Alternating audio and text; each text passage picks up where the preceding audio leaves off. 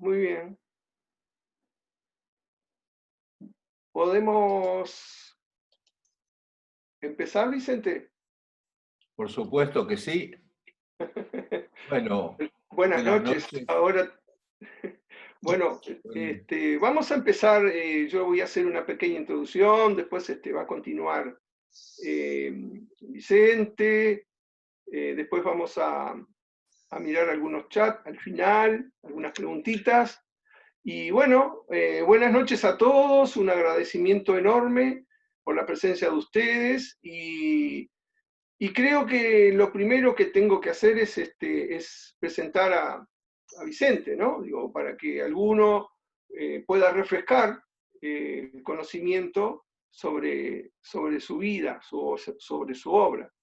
Vicente Citolema es un poeta, dramaturgo, periodista, filósofo y docente argentino. Se recibió de abogado en 1961 en la Universidad Nacional de Buenos Aires, especializándose en el estudio y la práctica de los derechos humanos. Trabajó como periodista en distintos periódicos, como Clarín, El Cronista, Comercial y La Opinión. Fue director y fundador de la revista Cero desde los años 1964 al 67, y en 1969 funda y dirige la revista literaria llamada Talismán. En la década del 70 se vinculará con distintas revistas como Liberación, colaborando allí con Julio Cortázar y Rodolfo Walsh, revistas Nuevo Hombre, Crisis, junto con Eduardo Galeano, Haroldo Conti y Federico Vogelius. Tras el golpe de Estado en Argentina, es perseguido por la dictadura militar y debe dirigirse en 1977 hacia Europa. Tras haber estado en varios países, decide finalmente radicarse en Holanda. Y bueno, entre sus actividades en el exilio se destaca el haber conformado la Comisión Argentina por los Derechos Humanos, junto con otros intelectuales como Cortázar, David Viñas, Eduardo Luis Duhalde, entre otros. Estando exiliado, escribe Mater, una de las primeras obras de teatro sobre los desaparecidos y la lucha de las madres de Plaza de Mayo, y regresa finalmente a la Argentina en el año 1983. Fue discípulo del creador de la Escuela de Psicología Social Enrique Pillon Rivière y del poeta Jacobo Friedman, y junto con las madres de Plaza de Mayo funda en el año 2000 la Universidad Popular de las Madres de Plaza de Mayo, de la cual fue rector hasta el año 2003. Dirigió la revista Cultura y Utopía de la Universidad Popular de las Madres de la Plaza de Mayo. En el año 2013 es declarado doctor honoris causa por la Universidad Nacional de Río Cuarto, en la provincia de Córdoba. Y en el año 2013 fue nombrado doctor honoris causa por la Universidad Nacional de la Patagonia. En el año 2014 se le otorgó el premio Rosa de Cobre por la Biblioteca Nacional de Argentina. Actualmente trabaja como profesor de arte, terapia y escritura. Continúa su trabajo de escritor y poeta y tiene a su cargo una cátedra de arte en el Departamento de Historia de la Universidad Nacional de Avellaneda. Ha sido declarado personalidad destacada de la cultura y los derechos humanos por ley de la legislatura de la Ciudad de Buenos Aires en el año 2014.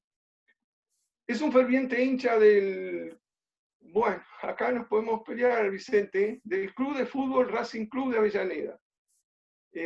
Bueno, en el libro él aplaude, pero como yo soy hincha del Racing de Uruguay, digo que nos podemos. Pero bueno, somos de los mismos colores. Cualquier cosa me corregís, Vicente. Continúo. Todo está bien, todo está bien. Para continuar, a ver, en el libro Diálogos, escribió al comienzo de los mismos, en su diálogo con Pichon Rivière, diciendo: hoy me acordé mucho de un vals, ese que dice: alma, que tanto te han herido, ¿por qué te niegas al olvido? Son tiempos difíciles, la muerte se empecina. Vamos de un lado a otro. Le propongo que esta noche hablemos de poesía. ¿Acaso sea encontrar sentido en tanto sin sentido? Continúa Vicente y dice: la poesía puede ser el tema donde se condense todo lo humano, donde la angustia tenga contención. Naveguemos, naveguemos, no nos dejemos ganar por la tristeza. Vicente, te proponemos navegar hoy con Pichon, temas como crisis, arte y poesía. Bienvenido, Vicentecito. Bienvenido. Bueno, otra vez, muchísimas gracias. Y si me permiten, agregaré algo pequeño a mi biografía, que es extensa porque he cumplido hace pocos meses 80 años y entonces las cosas se van acumulando. En relación a Pichon, y antes que me olvide, aparte de las conversaciones sobre el arte y la locura con Enrique Pichon Rivière, después escribí una novela biográfica de Enrique, pero centrada básicamente en su infancia y en su adolescencia. La novela se llama, precisamente no muy ocurrente, Luz en la selva, la novela familiar de Enrique Pichon Rivière. Es una novela donde todos los datos son ciertos y después, por supuesto, obra la cabeza, la imaginación, los recursos de la literatura, que se centran mucho en ideas fundamentales de Pichon Rivière, que se van acuñando, como casi todas las ideas de los seres humanos, en los primeros años de nuestra vida, al menos como huellas que nos impulsan al desarrollo, o por lo menos así lo han pensado Freud por un lado, pero además más acentuadamente, llegando a mí, las propias impresiones y reflexiones de mi maestro Pichon Rivière. También quiero aclarar en forma breve que alguien puede decir: bueno, Vicente, ¿cuántos años hace que das clases? Bueno, yo empecé como docente en la universidad en la década del 70. Y miren, precisamente en el año 73, creo que es, fundé con Enrique Pichon Rivière una cátedra en la Facultad de Filosofía y Letras de la UBA, que fue la primera cátedra, por lo menos no hay antecedentes en Latinoamérica, que estuvo enfocada al estudio de los mecanismos creativos, especialmente en general en el trabajo, pero más acentuadamente en la creación artística. Esa cátedra, que la compartí con Enrique, que para mí fue un honor, la mantuvimos hasta el año 77, principios. Ahí llega la dictadura militar, a mí me expulsan de la universidad, a los pocos meses muere Enrique, y ahí yo también ya, junto con Eduardo Galeano, que dirigíamos en la última etapa juntos la revista Crisis, nos vamos los dos al exilio. Eso es también como un hecho que quiero que ustedes sepan. También, y ya quizás más íntimamente, que yo estoy muy emocionado hoy, porque es la primera vez que en tantos años de dar clases, más de 50, voy a dar una clase para básicamente gente de Uruguay. ¿Y por qué estoy emocionado y a la vez feliz, alegre? Porque yo tengo una deuda educativa con la República de Uruguay. Mi infancia pasó una etapa en Uruguay y los primeros grados de la escuela primaria los cursé precisamente en una escuela uruguaya, en una escuela de Montevideo. Viviendo en Montevideo también allí nació mi hermana menor. O sea que ese amor por Uruguay lo tengo desde un lugar profundo. Los primeros años de la infancia, ustedes saben, son muy potentes. Y yo fui feliz en esa escuela uruguaya.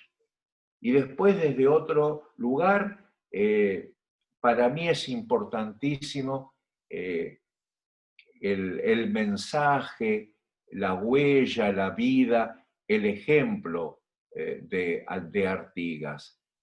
Eh, de los, podemos llamar, de los grandes padres de la patria latinoamericana, uno se acerca más a uno o a otro, a veces por cuestiones ideológicas, a veces por cuestiones que no tienen quizás una especificación determinada, o como decía Pichon, respondería a una policausalidad por distintas causas.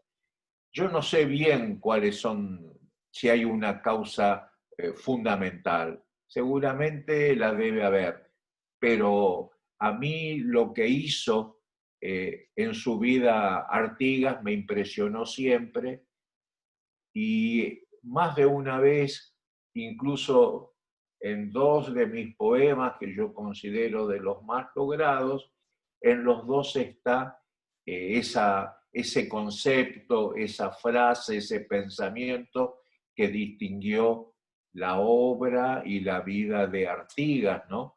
De Naide es más que Naide.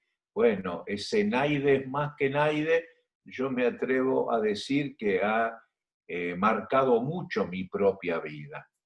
Sigo creyendo en que Naide es más que Naide.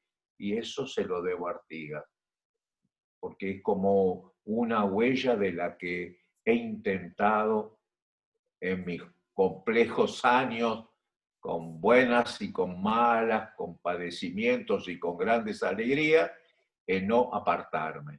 Y trato de mantener una conducta afín con ese profundo pensamiento de Artigas.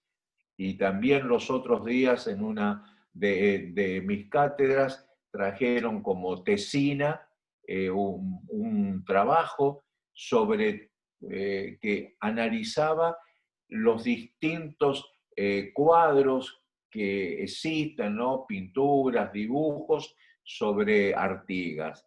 Y alenté mucho al estudiante ya a punto de recibirse en la universidad, para que incluso ahora ya su tesis de licenciatura siguiera sobre el arte en la vida y en la trayectoria, ¿no? Política, humana de Artigas. Y me ofrecí a ser su director de tesis. Todo esto antes de que me llegara esta invitación, que como verán me toca hondo y quiero agradecer y mucho a los compañeros y compañeras de esta escuela, porque bueno, es cierto que uno cumple un rol, no voy a hacerme el niño humilde porque tengo muchas invitaciones, a veces más de las que puedo responder por cuestiones de salud, pero apenas me avisaron, yo enseguida dije, sí, quiero. Así que espero poder dar una buena clase o una buena reflexión, establecer un buen vínculo, porque soy un hombre a la antigua, me gusta pagar las deudas y sé que no las voy a pagar con esta clase, pero con este encuentro, pero bueno, es un primer intento, un primer andar en el agradecimiento que tengo a Uruguay. Eso lo quería decir. Y también, para que sepan, ¿no? Se habló de mi exilio en Holanda, y en este exilio en Holanda sería largo explicar todas las causas por las cuales me radiqué en Holanda. Primero estuve unos meses en España, vivía en la costa del mar, ¿no? Del Mediterráneo, muy cerca de un pintor muy amigo mío que tal vez conozcan de nombre, Ricardo Carpani, y también a poca distancia de la casa de Eduardo Galeano, otro gran amigo. Y hablando de los amigos uruguayos, bueno, en el exilio en Holanda había mucha más gente de Uruguay que de Argentina. Así que mi exilio fue con muchos compañeros uruguayos. Y entre ellos, y amándolos a todos y recordándolos a todos, pero por una cuestión de que tal vez ustedes los puedan conocer más, están dos músicos con los que trabajamos incluso en común. Hablo de El Sabalero y hablo de Numa Moraes, con quienes trabajamos juntos, ¿verdad? Ellos pusieron música a algunos de mis poemas. Pero bueno, en el exilio volví a reencontrarme con los uruguayos y hasta armamos juntos un equipo de fútbol que se anotó y participó de un certamen en el cual nos permitieron estar como equipo de exiliados. Bueno, este equipo uruguayo-argentino podía perder, pero quedábamos muertos en la cancha, no era cuestión de que nos llevaran por delante. Bueno, también recuerdo y mucho, por supuesto, a Eduardo Galeano, sé que ustedes lo quieren mucho.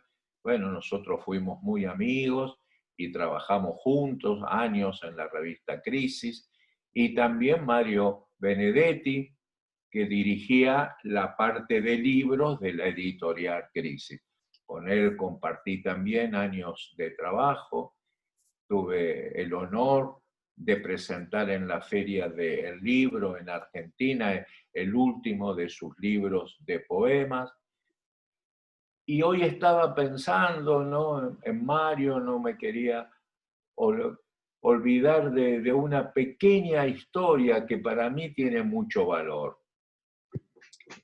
Nosotros en la revista, obvio, éramos de tomar mucho café, y había una compañera que tenía por trabajo ocuparse del orden, de la limpieza de la revista. Todos éramos bastante desordenados, y además siempre nos preparaba té, café, mate no, porque bueno, ya saben que eso es más personal, pero el café sí, porque tomábamos muchísimo. Y yo al principio no me di cuenta, hasta que un día me di cuenta de algo que para mí fue importante. Tomábamos café y, como se suele hacer, dejábamos la taza en cualquier lado. Y después, obvio, cuando se terminaba el día, esta compañera, era su tarea, ¿no?, su rol, su trabajo, recogía las tazas, las acomodaba. Y yo me empecé a dar cuenta lo que hacía Mario, que cada vez que tomaba café, se levantaba, iba a la pequeña cocina, y limpiaba su taza y su platito. Hasta que un día yo ya no podía más y le digo, pero Mario, ¿por qué haces esto? Y agarra y me dice, mira Vicente, no, yo soy así. Hasta en los pequeños actos uno tiene que mostrar sus ideas. Y obvio que desde entonces yo también lavaba mi taza y mi platito. Y creo que eso me ha quedado para mucho. Tal vez dirán, bueno, no es muy importante, bueno, pero ya lo ven, para mí sí, porque miren la cantidad de años que han pasado, no sé, 40, ya pierdo la cantidad de los años, pero ese gesto de Mario es tan potente para mí como la frase de Artigas de Naide más que Naide. Y otro momento, y quiero también, porque ya se liga más entrando a fondo con Enrique Pichon Rivière, que también le agradezco a Uruguay que haya nacido en Montevideo el poeta a quien tal vez yo más ame, o que por lo menos lo ponga en la lista de mis 5 poetas preferidos de la humanidad, que es Isidoro Ducas, conde de Lautréamont.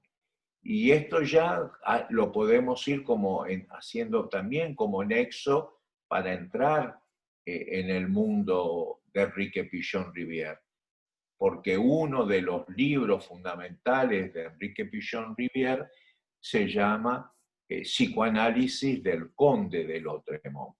Ya hablaré un poquito más del libro, pero ahora permitan, porque con profundo respeto por todos ustedes, pero bueno, como viejo maestro que soy, ya sé que todos tenemos como lagunas, algunos males, yo también los tengo y grandes, así que no sé si todos conocen la obra de Isidoro Ducas, conde de Lautréamont, pero es un poeta fundamental de la literatura actual incluso. Él nace en Montevideo en 1846. Era hijo de el cónsul uruguayo, perdón, el cónsul francés en Montevideo, y nace en la época del sitio de Rosas a Montevideo.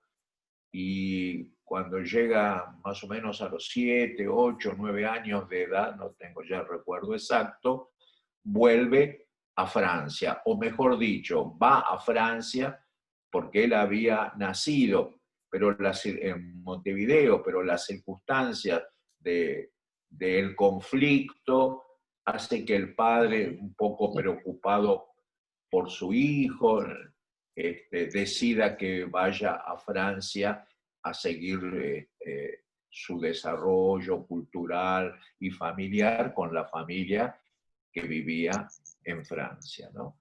Y es entonces que Ducas, si bien nace en Montevideo, pero pasa su infancia en Montevideo, luego va a Francia y en Francia escribe los cantos de Maldoror, que es uno para muchos historiadores del arte, para muchos escritores, para muchos que trabajan en análisis de la filosofía del lenguaje, consideran que es uno de los libros fundamentales de la poesía contemporánea. Incluso algunos consideran que su libro, Los Cantos de Maldoror, es como un quiebre en el lenguaje y en el concepto estético sobre qué es lo bello, dónde empieza el dolor puro y dónde empieza la belleza aún en el dolor. Y ese poeta que fue también estudiado por historiadores uruguayos que le dieron la pista a Pichon Rivière. Pichon viajó a Montevideo, tomó contacto con estos historiadores uruguayos y investigaron juntos la obra de Lautréamont, cuando en Francia no se conocía mucho, porque toda la vida de Lautréamont es muy compleja, no se tiene claro si realmente la tumba que figura como teniendo sus restos es realmente el poeta Isidoro Ducas. Se lo llama Lautréamont porque él se lo había puesto como seudónimo, ¿no? Su nombre, insisto, Isidoro Ducas, pero su nombre inventado de fantasía era Conde de Lautréamont. Por eso a veces, si lo quieren buscar, a veces aparece como Isidoro Ducas y otras veces como el Conde de Lautréamont. Los cantos de Maldoror, sí, ese es el canto.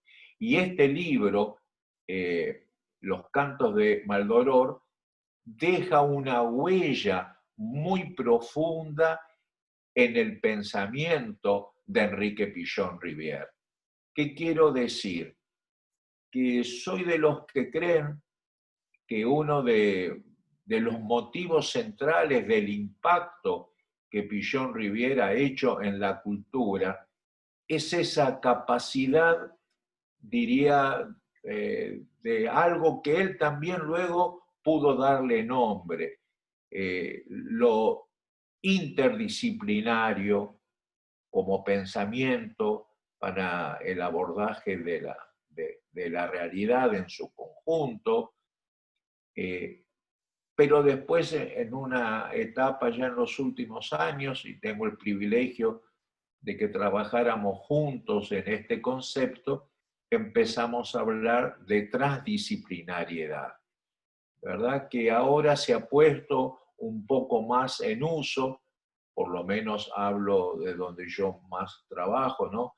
Que es acá en las universidades de la Argentina, pero recién ahora empieza como a cobrar auge ese concepto, que ya Pichon en la década del 70 le había dado gran valor y que es muy importante para entender qué es realmente la psicología social. Y miren ustedes cómo se van como mezclando, fundiendo diferentes conceptos, en los cuales de una manera y de otra hay raíces, hay influencias de Uruguay, ¿verdad? Y que me gusta remarcarlas, porque insisto, Pichon estuvo siempre agradecido a historiadores uruguayos que lo ayudaron en esta investigación.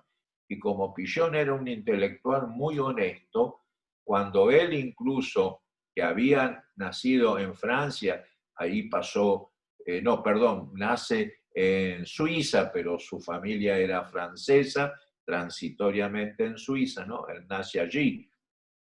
Pero para los franceses, los franceses tienen esa cualidad de apoderarse de los intelectuales, de los artistas que han hecho obra en Francia o que tienen alguna, diríamos, algún lazo familiar con Francia, cuando trascienden públicamente tratan de apoderarse. Por ejemplo, para ellos, Vincent van Gogh, el pintor holandés, que yo tuve también el privilegio, aprovechando mi exilio, de estudiar mucho en Holanda, de poder incluso investigar en el Museo Van Gogh, y que impresionaba mucho a Pichon Rivière. Recuerdo que tenía una reproducción de uno de los trabajos fundamentales de Vincent van Gogh, ese cuadro que todos alguna vez habremos visto, ¿no? De donde están los trigales y esos cuervos negros amenazadores sobre un cielo que pareciera a punto de estallar, y que tiene también lo complejo de que si uno lo mira bien, descubre que hay dos soles. Bueno, ese cuadro que se considera el último cuadro antes de la propia muerte de Van Gogh. A Pichon también lo había impresionado mucho desde chico ese trabajo de Van Gogh, y también influye y mucho luego en la organización de su pensamiento, porque lo que yo puedo hacer en este primer encuentro, porque obvio todo es muy complejo y yo tengo pasión, pero también tengo un cuerpo que ya no es el de un muchacho, entonces tenemos un límite, también ustedes tienen un límite. A mí me gustaría hablar y hablar hasta poder transmitir todas estas ganas gigantescas que tengo de contribuir a la formación de ustedes. Pero bueno, algunas puertas las vamos abriendo y dejándolas ahí, ¿no? Pero también la obra de Vincent van Gogh tiene una gigantesca influencia en el pensamiento de Pichon. Y todas estas huellas en el pensamiento de Pichon, Lautréamont aquí, la transdisciplinariedad, Van Gogh allá, van como organizando el pensamiento pichoniano que desembocará en su obra. Porque nadie, si ustedes piensan muy bien, me gustan los poemas de Benedetti o textos de Eduardo, pero bueno, detrás de la poesía de Benedetti está su vida, detrás del pensamiento de Onetti, de Galiano, está la vida que han hecho, los amores que han tenido, las desgracias y las alegrías, los sueños, las fantasías, pero hasta los sueños, todos sabemos, son sociales, porque uno siempre cuando sueña está en vínculo, en relación con algo. Todo es una producción social. Y en esa producción social se van marcando. Eso es lo que yo intenté desarrollar en mi novela sobre Pichon, ¿no? Luz en la selva, o la novela familiar. Porque conversando con Enrique, yo fui dándome cuenta que poco a poco él iba como organizando esa psicología social, pero también sus prácticas como psiquiatra, que no dejó, sus prácticas como psicoanalista, como fundador del psicoanálisis en Latinoamérica, que tampoco dejó, a partir de lo que cada uno de nosotros puede tratar de construir.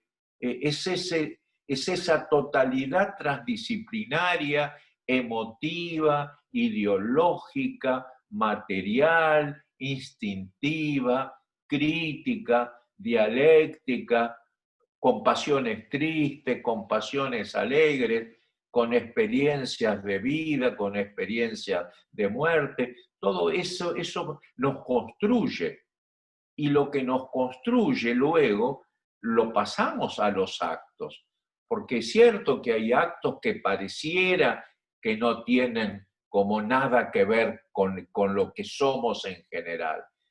Pero también eso está en revisión. No, yo soy de los que creen que nos expresamos en el conjunto de nuestros actos y en el conjunto de nuestras palabras. Y esas palabras y esos actos responden a experiencias de vida. Entonces, cuando uno luego ve lo que está creado por alguien, pónganle Onetti, pongan Borges, el que ustedes quieran, van a ver, por ejemplo, en Borges también es notorio cómo sus abuelos, sus tatarabuelos, todo eso que él expresa, sus aventuras del lenguaje, la influencia de la cultura inglesa en su obra. Bueno, eso luego va apareciendo. Si aprendiste de niño otra lengua, esa lengua te marca tu lenguaje. Y nosotros nos comunicamos con el mundo desde la palabra. Mira, el filósofo Heidegger considera que si bien podemos, como cuando hablar de un sujeto, muy bien, ¿qué dice Aristóteles? El ser humano se define por ser un animal político. Esa es en la lectura de Aristóteles, ¿verdad? Animal político. Otro momento filosófico va a hablar de animal racional. Heidegger aporta animal con lenguaje, es decir, con palabras. Y es por eso, ¿verdad?, que la palabra tiene tanta potencia, tanta definición, y es por eso también como se van generando lenguajes, lenguajes poéticos, lenguajes psicoanalíticos, lenguajes de la psicología social, con los que uno va como marcando el mundo, generando su mundo. Y entonces tenemos a veces que intentar de descifrar la procedencia, la tradición de los lenguajes, la herencia de los actos y cómo nosotros nos vamos moviendo en el mundo y cómo vamos creando nuestro mundo. Y el mundo de Pichon también, y el mundo de la psicología social también. Miren, hace pocos años, creo que 2 o 3, ya no recuerdo bien, en Francia, justamente porque consideran a Pichon un gran filósofo, de los más importantes de la historia de la, perdón, un gran psicoanalista, de los más importantes del psicoanálisis mundial, hacen una publicación de homenaje, un libro, revista gigante, hermosísimo, donde me invitaron a escribir. Yo acompañé 2 materiales, uno, un poema, Espiral del Cielo, que lo mandé a la escuela, me gustaría que algún día lo puedan leer, y escribí una reflexión que es la importancia de la cultura guaraní en el mundo de Pichon Rivière. Y algunos imagino que, bueno, que lo recibieron y me escribieron, pero, y el traductor era el que más me escribía, también un poco respetuosamente, pero me marcaba su asombro al enterarse a partir de mis trabajos, ¿verdad? Porque tanto en el poema lo digo como luego en mi reflexión, ensayo sobre las huellas de Pichon Rivière en la cultura, el hecho de que él, obvio, habla el francés porque su madre era francesa, es la lengua materna, pero luego del francés, la primer lengua que él aprende es el guaraní, porque la familia Pichon Rivière se va, apenas el hijo nace, se vienen de Suiza acá con el sueño de tanta gente que vino de Europa de construirse su futuro.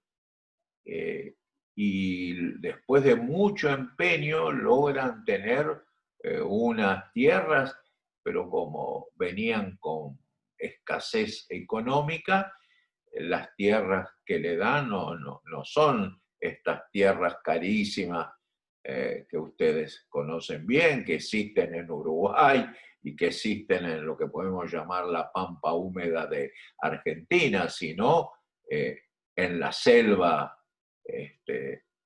de Chaco. Es ahí en donde va Pichon, a plena selva chaqueña. Y en esa selva, y luego más ligado a la provincia de Corrientes, pero todo en esa misma zona, la familia de Pichon empieza a plantar algodón, creo que se dice plantar o sembrar, perdón porque no conozco muy bien, tendría que saber. Pero bueno, con algodón y con otras, con tabaco, empiezan a trabajar y a ganarse la vida. Y como no conocen bien, porque tenían el sueño de la agricultura, pero no tenían una práctica de eso, era una familia de clase media, más bien ligada a la educación, a- al comercio, a la marina, pero no tenían herencia campesina. Pero el padre de Pillon tenía ese sueño. Él amaba la obra y la vida de Rimbaud, el gran poeta francés, también simultáneo en el tiempo con Lautréamont, y los dos bases de lo que se podría llamar eh, la literatura maldita. También tienen en común que ambos lucharon en la Comuna de París y que dejaron y que construyeron su obra, miren ustedes, en una edad muy especial, alrededor de los 20 años. Lautréamont, su libro tendría 18, 19 años, muere a los 24, se dice que muere peleando en la Comuna de París, otros que no, pero están todos de acuerdo que muere muy joven, 20 y pico de años. Y Rimbaud escribe su famosa y maravillosa Temporada en un infierno a los 18 años, 17, 19, alrededor de esos años. Es decir, toda esa juventud y luego toda esa aventura impacta mucho en el padre de Pillon, y con ese sueño de él también, ser poeta, aventurero, bueno, se viene a la selva, imaginen la época, venir de Suiza, primero Francia, después Suiza, y luego meterse en plena selva chaqueña. Eh, Era un impacto. Y en esa situación, la familia Pillon contrata gente que los pueda ayudar. Y entre otra gente, hay un hombre que oficia de capataz con su mujer y sus hijos.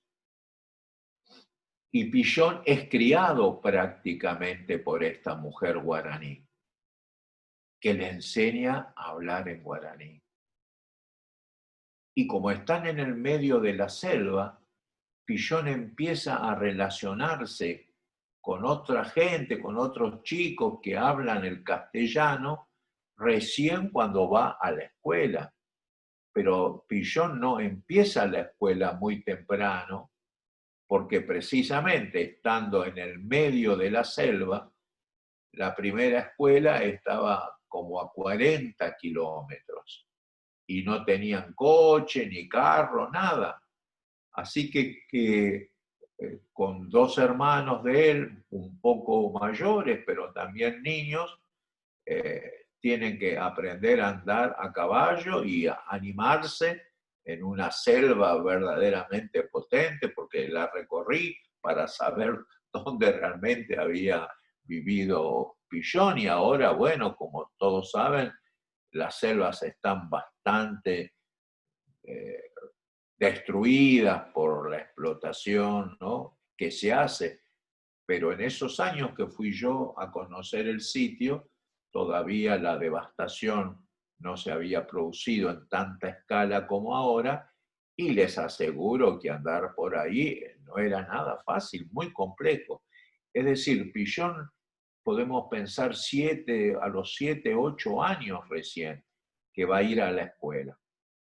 Y hasta ese momento va a hablar o francés con sus padres o guaraní con el resto de la gente, porque el resto de la gente en ese lugar donde estaban hablaba guaraní.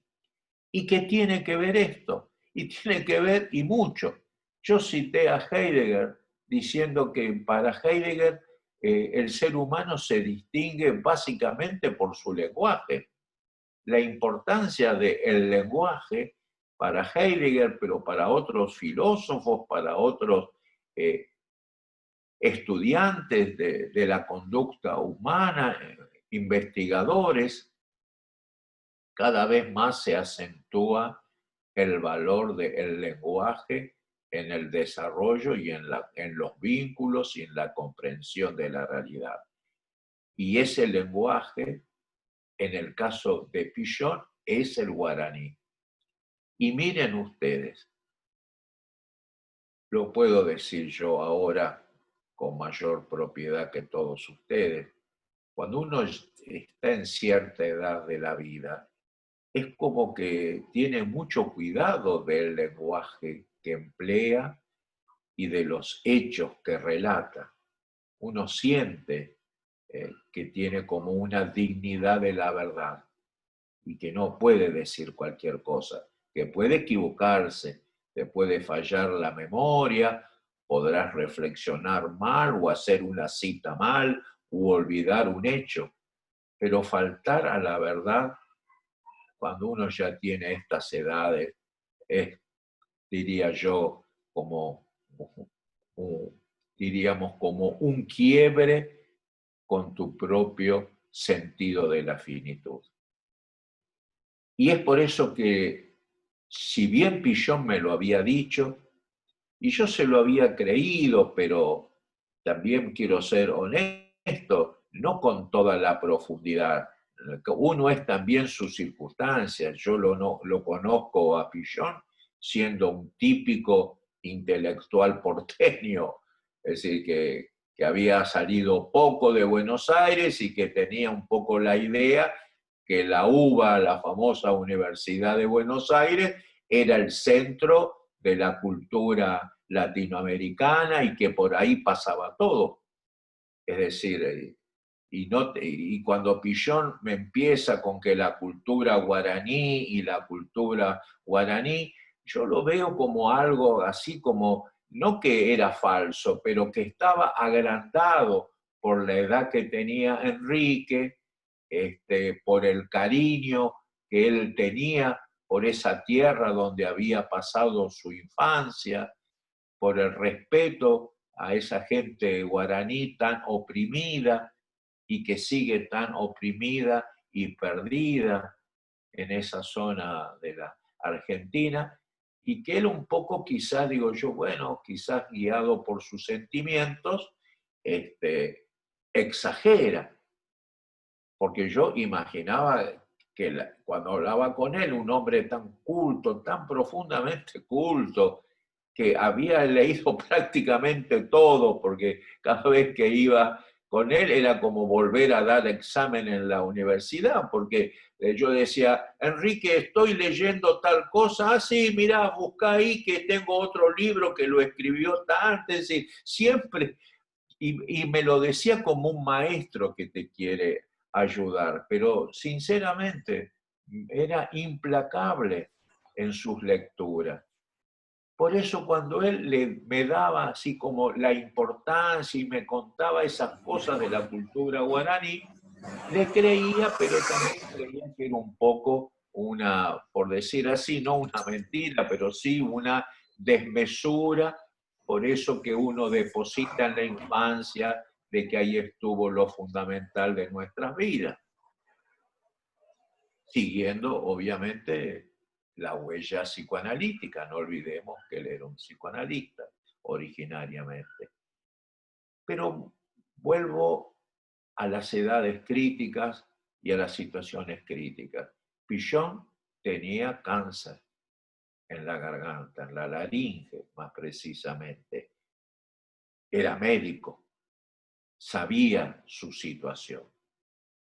Y le hacen, cuando no recuerdo exacto los años, pero eran 70 y pico, a 3 meses antes de su muerte, le hacen un reportaje en el diario Clarín. Y le preguntan que quién lo ayudó a ser lo que él es. ¿Dónde está su influencia? ¿Qué piensa de Lacan y de Freud y de Melanie Klein? Y él contesta con lo que, insisto, con el código de la verdad de un hombre que está en los umbrales de su despedida, la cultura guaraní, dice Pillon. Si yo no hubiera conocido la lengua guaraní, si no hubiera conocido sus tradiciones, sus mitos, sus leyendas, no hubiera sido ni el presidente de la asociación psicoanalítica que fui, ni el psiquiatra que fundó una escuela de psiquiatría, ni hubiera creado mi joya más amada, como él decía, que es la psicología social. Yo debo lo que soy a la cultura guaraní. Bueno, les cuento que obviamente escribía a partir de estas reflexiones mi reflexión sobre Pillon para la editorial francesa, ¿no? Y me escribieron 2 o 3 veces y creo que tenían hacia mí la misma situación que yo tenía frente a cuando Pillon me lo contaba. Es decir, por un lado, obvio, hoy por hoy en Internet se busca y más o menos sabían que yo también tengo como más o menos una historia en la cultura, que incluso me han traducido poemas, hasta un libro al francés. Entonces, por un lado, me respetaban, sabían que era docente de la universidad, pero por otra parte, les parecía exagerado o muy como latinoamericano lo que yo decía citando a Pillon, que él no hubiera construido ni la Asociación Psicoanalítica Argentina, ni todas las reformas que hizo en los hospicios, ni fundado la escuela más importante en castellano de la psicología social que hay en el mundo, si no hubiera sido por la influencia que él recibió de esa cultura. Miren ustedes, cuando uno quiere como indagar sobre la vida y sobre cómo se desarrollan los pensamientos, como uno no se termina nunca de asombrar, de investigar, y por supuesto es eso también lo que les recomiendo a ustedes, que están estudiando, y no sé bien todos los que están acá, pero imagino que muchos estarán estudiando psicología social, otros tal vez estén simplemente, y agradezco, interesados en la obra en general de Pillon, y algunos, ¿por qué no? A lo mejor quiso saber quién era este hombre que venía a hablar acá. Pero yo creo que, honestamente, hay que tener claro ese principio pilloniano. Más que un aprendizaje, son enseñajes. Todos tenemos saberes, todos aprendemos y todos transmitimos. Ahí está el lenguaje para eso, pero también está la ideología, el punto de partida. La cultura guaraní tiene importancia en Pillon porque los guaraníes tienen como Artigas el mismo principio, naide es más que naide, y que tiene que ver con la psicología social. Y es que el humanismo de la psicología social se nutre en estas cosas. Por supuesto, también se nutre en la dialéctica. Ya no asustarse nadie. Pillon era un hombre dialéctico, con muy buena lectura de la obra de Marx y de Hegel, conocía bien del materialismo histórico, de la dialéctica materialista, sabía bien quién era Hegel, sabía bien quién era Marx, incluso tenía como un extraño amor por la figura de Lenin, porque lo había impresionado muchísimo. Me lo contó muchas veces, como siempre, y con la misma fuerza con que me lo contó la primera, que para él era como inolvidable cuando era un niño, pero muy pequeño, porque 2 años, que estando en Francia, todas las tardes, cuando por un mes fueron a una plaza en Ginebra, un señor con barba blanca le pidió permiso a su madre o a su padre cuando estaban ellos y lo amacaba. Y que su padre años después le contó que ese señor que lo amacaba era Lenin. Yo todo se lo creía a Pillon, pero también todo después trataba de ver en dónde si había algo de algún asidero también en la realidad, porque estaba escribiendo mi libro sobre Pillon y quería saber si lo ponía en afirmativo total o lo contaba como una anécdota, es decir, qué carácter transmitía, de qué tipo de verdad, porque todos sabemos que hay una verdad fantasiosa, una verdad más imaginativa, por supuesto por fuera de la verdad de la moral, de la verdad de la ética, de la verdad de las religiones para quienes son religiosos y de la verdad de la ley, que sabemos que es la menos verdad de todas, porque bueno, no es muy buena las imágenes que yo tengo de lo que puede ser la justicia, por ejemplo,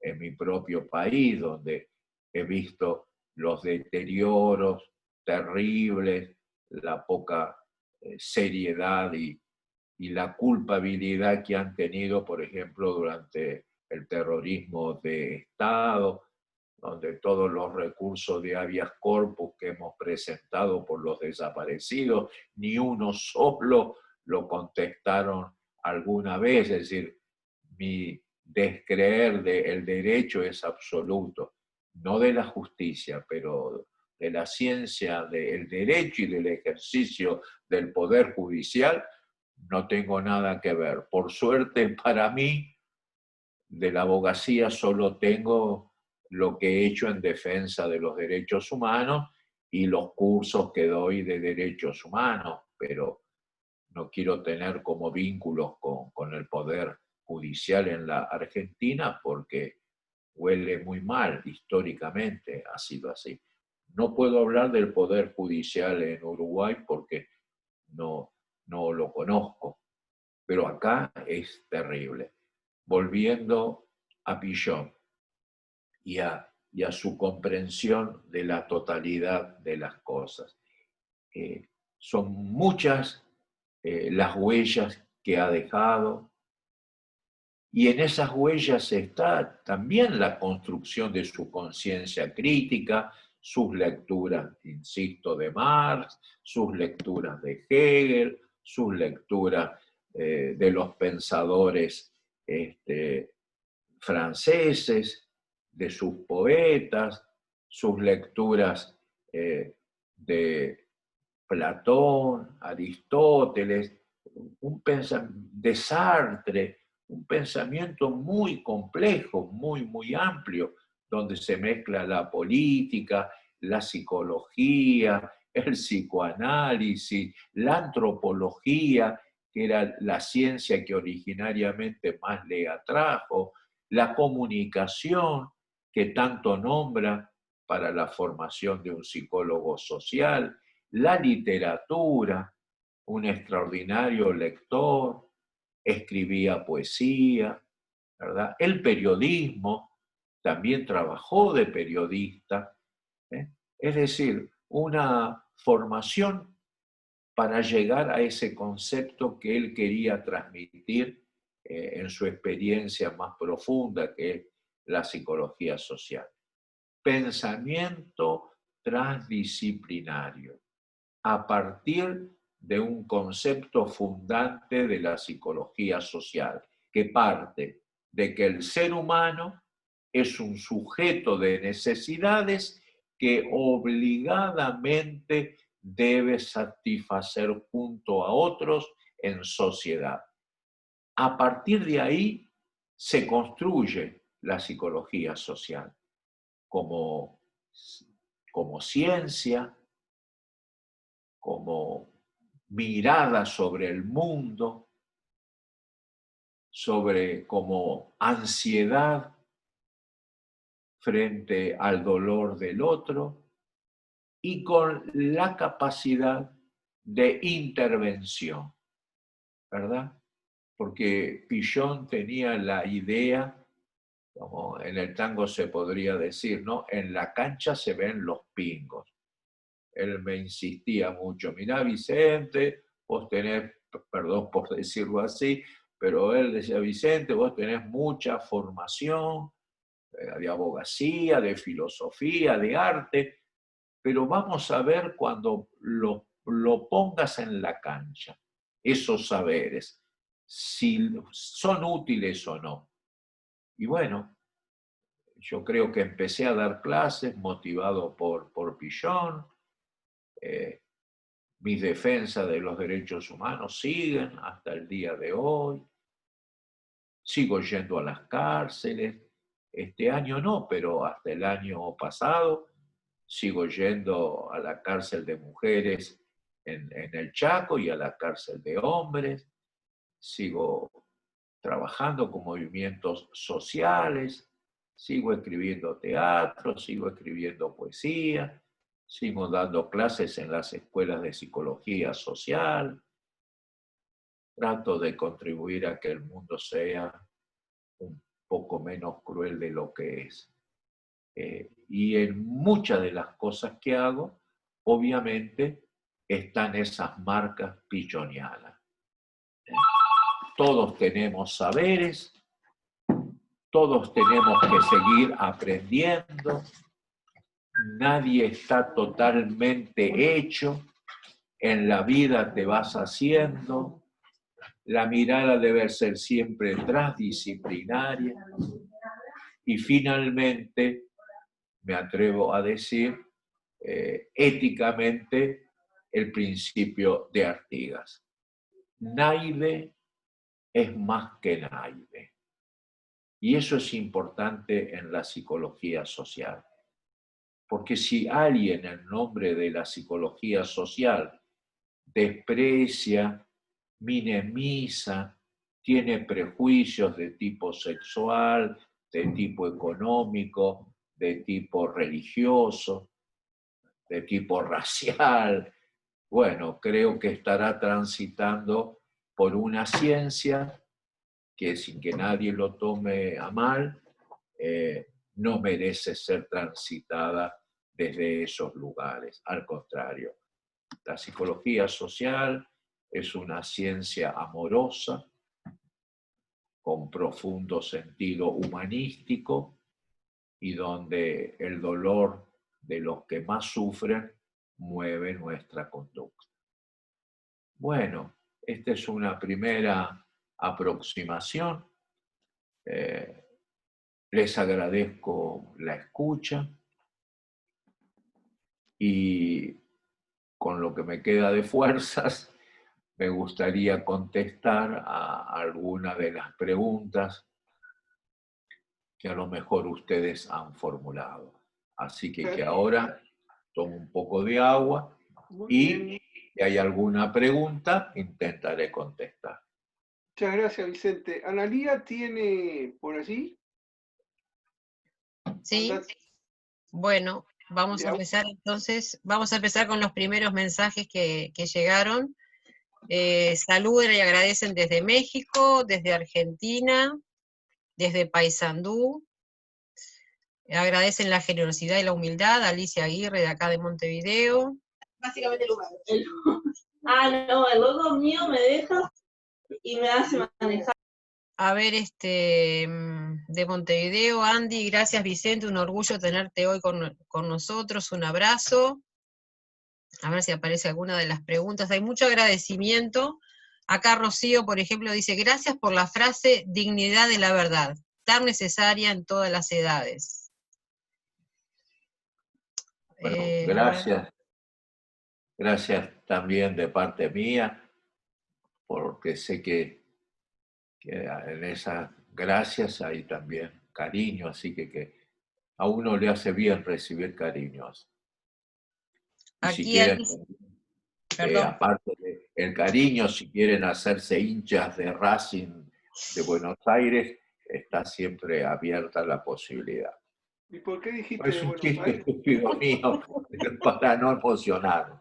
Bueno, muy bien. Bueno, Entonces, después sí, acá, Alicia también dice, me resonó la frase, hasta en los pequeños actos uno debe mostrar sus ideas. muy bien. Creo mucho en ello.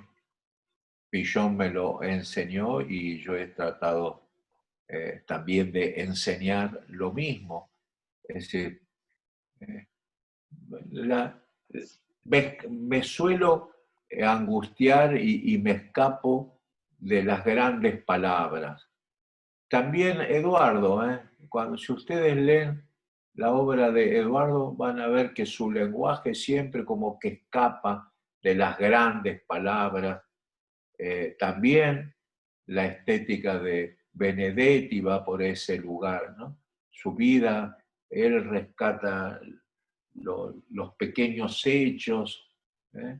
Los poemas de las oficinas, es decir, no porque Galiano o Benedetti no tuvieran grandes sueños, sino porque justamente los naides de Eduardo, miren, ahí también hablando de naides más que naides, un texto hermosísimo de Eduardo Galeano, ¿no? Los naides, la reivindicación amorosa de lo simple. Honestamente, yo creo que la vida se juega a cara o cruz todos los días en la vida cotidiana. La psicología social es la gran ciencia de la vida cotidiana y es también un desafío. Yo recuerdo que una clase que di junto con Pillon, exageré, quizás porque no estaba bien preparado, ¿no? Cuando uno no está bien preparado, a veces exagera con las citas, ¿no? Y tal vez yo no debía estar bien preparado porque estábamos hablando de arte y exageré hablando de citas de Platón y de Platón, ¿no?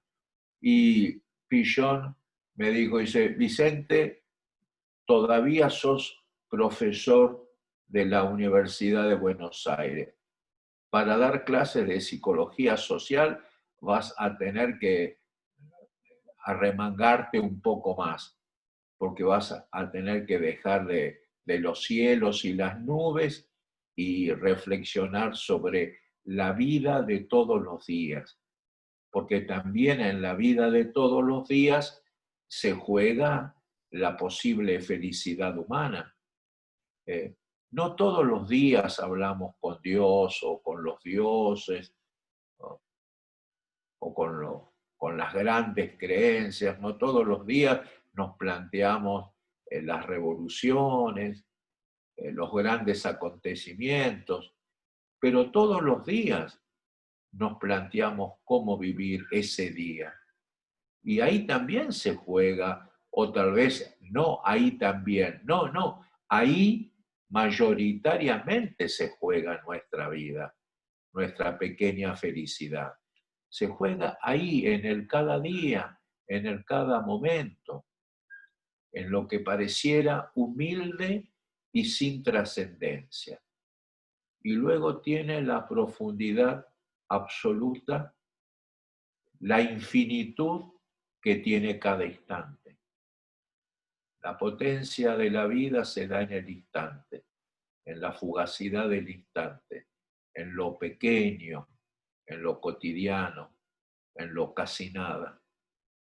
Y ahí es también donde hay que darse cuenta que es más complejo que en los grandes temas, reflexionar sobre si Dios o los dioses o sobre las revoluciones, no es que esté mal, pero es más fácil paradójicamente porque podemos hablar con conceptos más, entre comillas, como grandiosos, como absolutos, pero háblame de la vida cotidiana, de lo que te pasa hoy por hoy.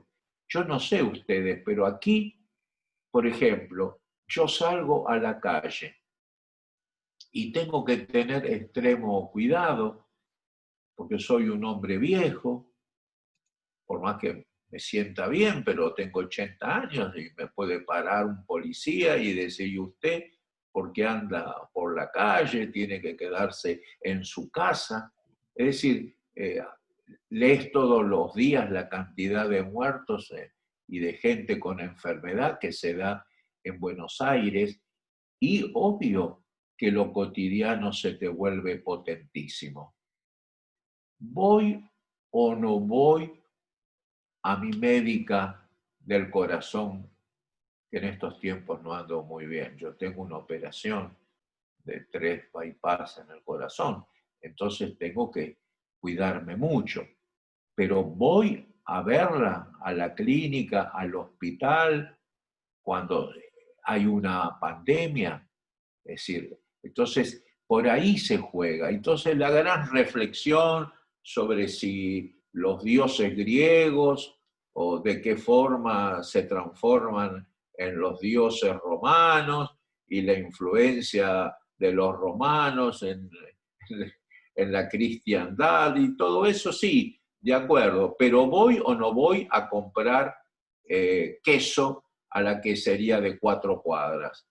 ¿Camino o no camino esas 4 cuadras que tengo que ir? ¿Tengo miedo? ¿No tengo miedo? Bueno, así es todo, en las chiquitas y en las grandes. Estás en tu casa y que te dijo un nieto o alguien que le duele la cabeza y tenés una angustia gigantesca, o que el otro se quedó sin trabajo, o que lo echaron de mala manera.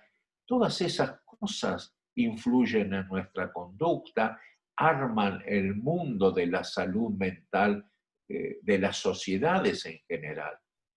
La sociedad argentina de hoy por hoy está muy loca, está muy enferma. Un periodista con un bastante, digamos, con un programa que se ve bastante, se lo vio ayer porque es muy contrario al actual gobierno, hacer un gesto de felicidad cuando dio el número récord de muertos de virus ayer en la Argentina, un gran escándalo, algunos que lo defienden y otros que lo atacan. Yo más bien pienso que es un chico que está muy, muy enfermo, que el odio lo ha enloquecido, ¿no? Que merecería un acercamiento a él para ser tratado como un enfermo. Cuando uno ya es superado por el odio, bueno, hay gente que apuesta que si hay muchos enfermos, el gobierno se deteriora. Yo reflexiono sobre la psicología social sin embanderarme con partidos. Eso lo aclaro.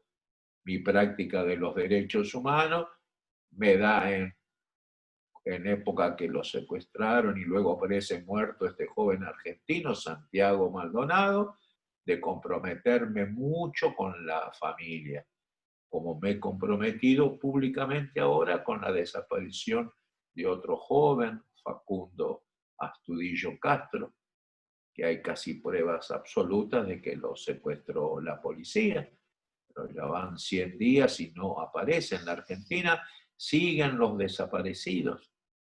Y entonces eso me obliga a mantener como una mirada crítica sobre todos los gobiernos. Algunos me gustan más, otros me gustan menos, pero para mí lo fundamental es mantener la conciencia crítica. Y perdón por decírselo así, ustedes también tienen esa obligación como psicólogos sociales. Tendrán que operar sobre el dolor social y ese compromiso ético del psicólogo social va por encima de las ideologías políticas partidarias.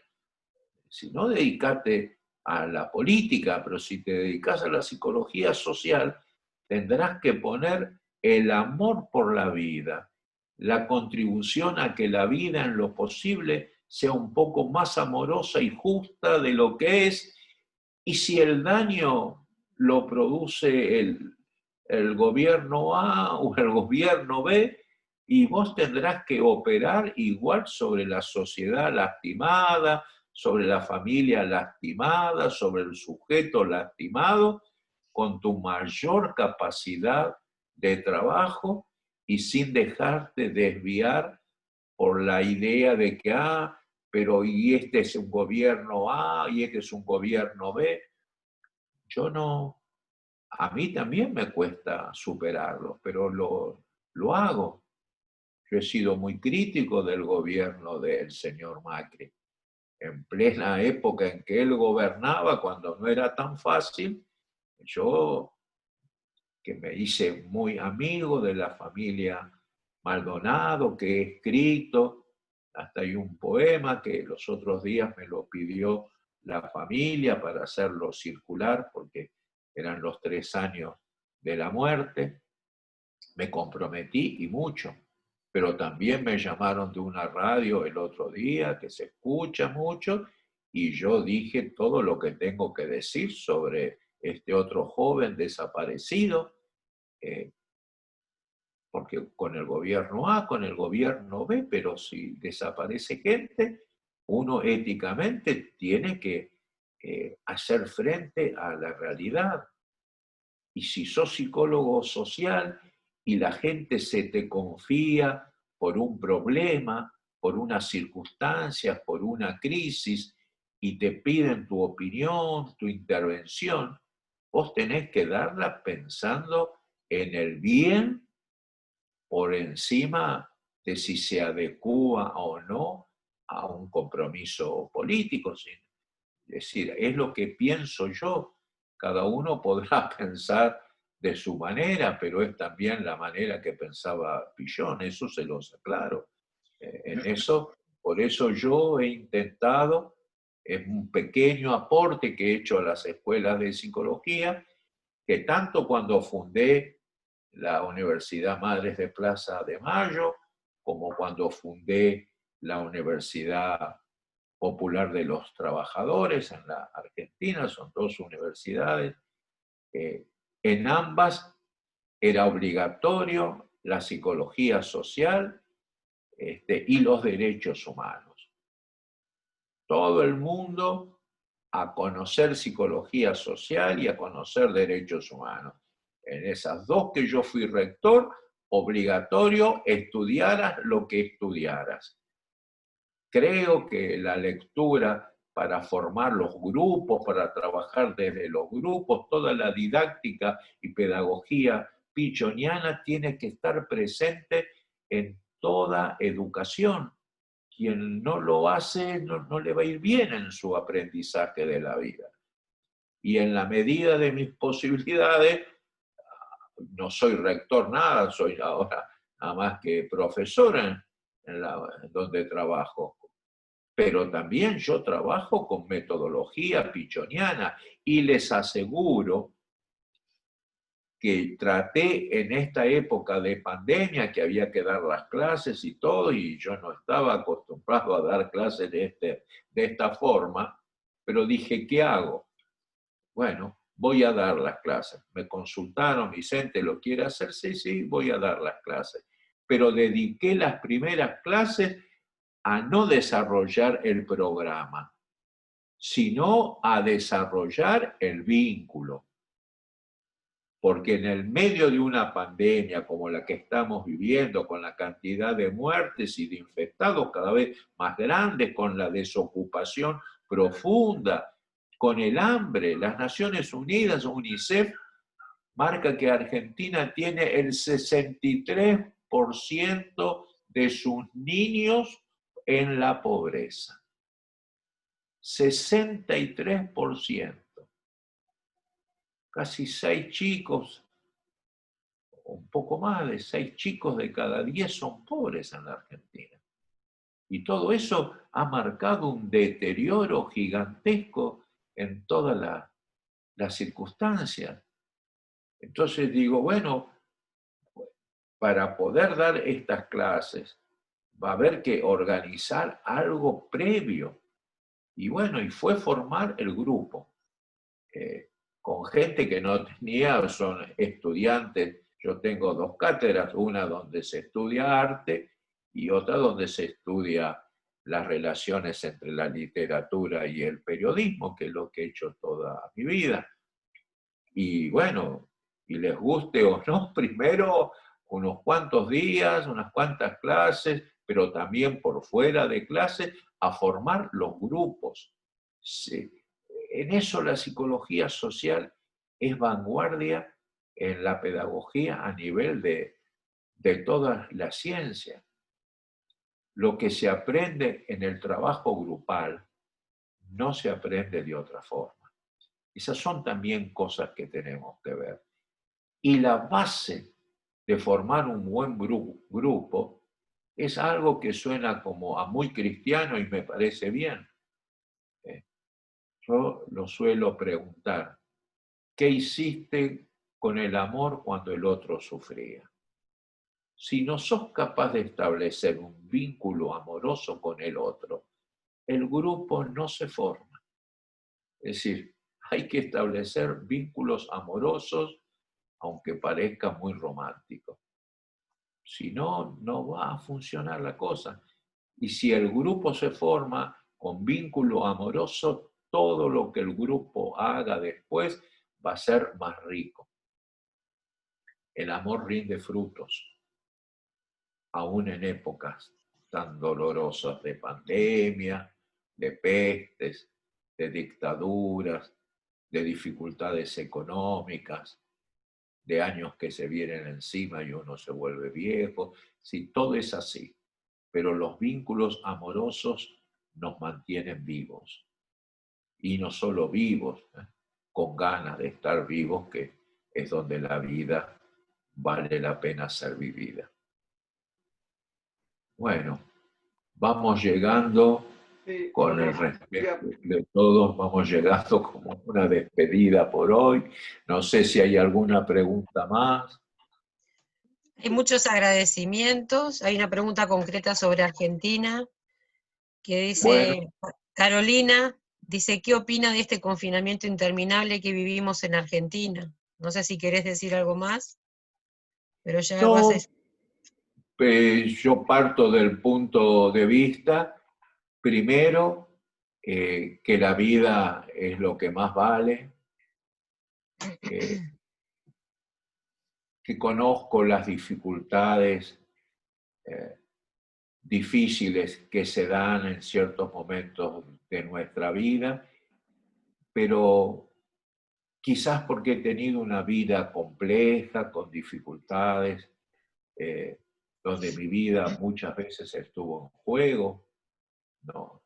No olvido que he sufrido atentados por mi defensa de los derechos humanos, que nosotros con Eduardo, cuando hacíamos crisis, fuimos amenazados de muerte, entraron al edificio para matarnos, secuestraron a Haroldo Conti, otro de los compañeros que hacía la revista, me volaron mi casa, a Juan Gelman, que era el secretario de redacción de Crisis, que la funda también con Galiano, ¿no?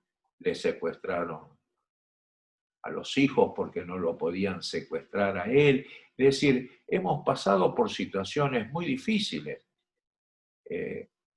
y uno aprende a valorar la vida. Y entonces, que en defensa de la vida uno pierda algunas dificultades o tenga algunas dificultades y pierda algunas de las prerrogativas individuales, yo que soy pichoniano y creo, ¿verdad?, que el ser humano es un ser de necesidad que debe satisfacer en sociedad. Entonces yo digo, ¿cuál es la mayor necesidad en tiempos de pandemia? defender la vida. Y esa vida hay que defenderla aunque uno pierda cosas en esa vida. Algunos perderán cuestiones económicas, otros cuestiones afectivas, todos nos perjudicamos. Yo también me perjudico. O no puedo ver a mis nietas, y a mi edad es importante tener ese vínculo. Estoy encerrado, no puedo salir más que hasta la esquina, pero todos tenemos dificultades. También es cierto que hay una situación de pobreza extrema en nuestro país y que la gente más pobre, que es mucha, agudiza su dolor y su situación.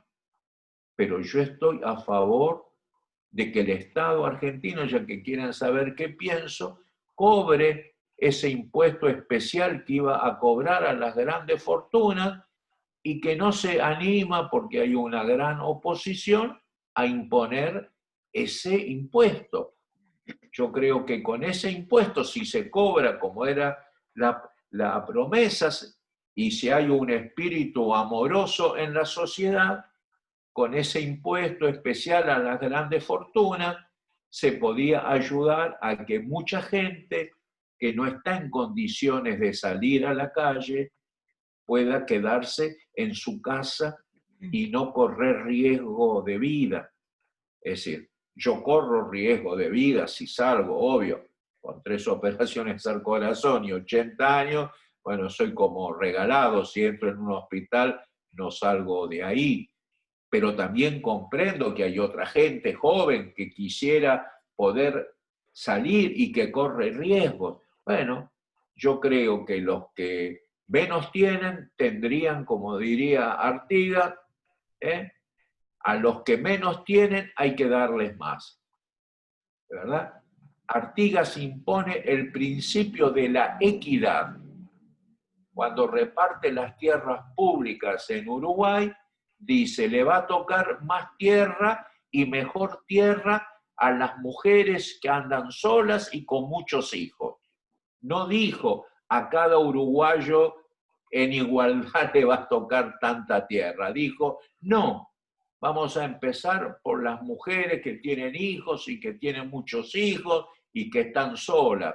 A esa la mejor tierra. Y así fue dividiendo la tierra, hasta que pudo, después, como pasa siempre, a la gran gente la maltratan y tuvo que irse al exilio. Tendrían que plantearse los uruguayos qué pasó, como nosotros tenemos que plantearnos por qué San Martín tuvo que morir fuera de acá, porque también es el padre de la patria y no pudo vivir acá porque lo mataban. Bueno, esas cosas, y en general son la misma gente poderosa, dueñas de las grandes fortunas, que bueno, que en este país, por ejemplo, ahora, no logran, no admiten que salga una ley con un impuesto que sería para ayudar a que la gente que la está pasando peor en la pandemia no tenga que correr riesgo de vida saliendo, ¿verdad? Y todos nos perjudicaremos un poco en la libertad. Pero bueno, tal vez esté más mal decirlo. Yo que peleé tanto por la libertad de este país y enfrenté cuando había que enfrentar a una dictadura, veo muchas veces que ahora hay como demasiada queja. Hay que amar más a los otros y pensar que hay que defender la vida y que la mayor parte de la gente que muere es gente que está en las peores condiciones, abandonada en los geriátricos, en los manicomios, en las cárceles y en la pobreza atroz. Porque la mayor parte de la gente que muere es vieja y pobre, como sucede siempre. Y después todos tenemos dificultades. Pero no hay que pensar tanto en uno, por lo menos aconsejo que el tránsito por la psicología social debe generar amplitud de conciencia, pero básicamente también sentir como propio el dolor ajeno. muy bien, Vicente. Bueno, finalmente logramos el objetivo porque Vicente nos hizo navegar un poco por Pillón, otro poco por las crisis, otro poco por el arte, por la locura, por la psicología social, y terminamos con esto tan lindo, ¿no? Por la vida y por el amor. O sea que no cabe más que agradecerle y agradecerle a todos ustedes. Magela seguramente también tendrá algo para decir ahora, para cerrar. Y bueno, Vicente, muchas gracias. Queremos encontrarnos pronto, se tiene que repetir pronto. Sabemos que estás en tu casa, ya lo dijiste, o sea que no vas a tener que tomar locomoción alguna por ahora. Te vamos a estar invitando más adelante. Y bueno, creo que va un abrazo grande de parte de todo Uruguay y de todos los que desde el exterior se han conectado y deseado escuchar palabras tan alentadoras, palabras de esperanza en momentos tan difíciles como los que estamos atravesando. Así que bueno, Maje que está con el micrófono apagado. No, Raúl, solo muchas gracias, Vicente, un agradecimiento. Y agradecida también, Raúl, del equipo de docentes, de coordinadores y de estudiantes, porque esto que dice Vicente, yo creo que de a poquito entre todos los vamos construyendo, esto de que los vínculos amorosos nos mantienen vivos. Y creo que de a poquito entre todos estamos construyendo esta realidad. Así que muy emocionada, Vicente, y muy agradecida por lo que entre todos y todas vamos construyendo. Bueno, muchísimas gracias a todos. Vuelvo a decir, para mí fue muy emocionante, una gran alegría. He pagado humildemente mi deuda de haber... Porque para mí es importante, empezó la escuela, yo aprendí a escribir en Uruguay y para mí eso es una huella profunda. Es decir, yo era un niño tartamudo, muy tímido. Y bueno, ahí en esta escuela uruguaya aprendí a escribir, así que miren, si luego he escrito, no sé, más de 20 libros, y bueno, aprendí a escribir en Uruguay, así que me había preparado mucho para esta charla. Yo no suelo prepararme porque soy más de hablar, pero bueno, esta la preparé por lo menos un poco más, quería dar lo mejor que puedo. Como siempre, uno queda luego con las dudas, pero bueno, por lo menos sepan que intenté transmitir lo mejor que puedo. Y los abrazo a todos. Me doy cuenta cuando hay cariño o cuando no hay en un vínculo, aunque sea en este caso artificial, tecnológico. Y yo sentí que fui escuchado con cariño. Como dice Onetti, dejemos hablar al viento. El viento en este caso fue el silencio, pero también la mirada que recibí de ustedes y estas palabras de despedida. Gracias a la escuela y a ustedes. Bueno, y muchas gracias, Vicente. Este encuentro ha terminado. Bueno, muchas gracias a todos. Los aplausos no se van a sentir muchos, sí los abrazos y los saludos con las manos. A cuidarse todos y nos vemos pronto, Vicente. Gracias a Regín con su colaboración también, que está por allí. Y sí, bueno, acá a mi lado. Y sí, la técnica que ha colaborado también hay que agradecerle mucho para que todo esto saliera muy bien. La verdad que se escuchó perfectamente, creo que coincidimos todos. La atención que todos demostraron, así lo dice, ¿no? Así que bueno, muchas gracias, Vicente, un abrazo a todos y nos estamos viendo. Un abrazo, me levanto, voy a mover un poco las piernas porque se me van a... Hasta luego. Gracias a todos, gracias, nos vemos. Gracias. Chao, hasta pronto. Chao. Chao. Gracias, un placer.